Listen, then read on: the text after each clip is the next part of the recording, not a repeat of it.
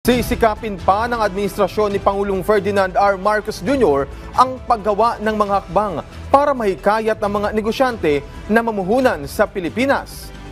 Kasunod ito ng pagsasabatas ng Create More Law na nagbibigay ng insentibo sa mga investor sa bansa.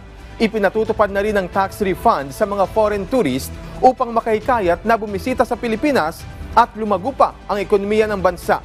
Ayon sa pinakabagong Business Expectation Survey ng Bangko Sentral ng Pilipinas, nanatili ang kumpiyansa ng mga negosyo sa ilalim ng pamahalaan ni Pangulong Ferdinand R. Marcos Jr. Mula sa 44.5% noong huling quarter ng 2024, tumaas ang kumpiyansa ng negosyo para sa ikalawang quarter ng 2025 at umakyat sa 45.4%.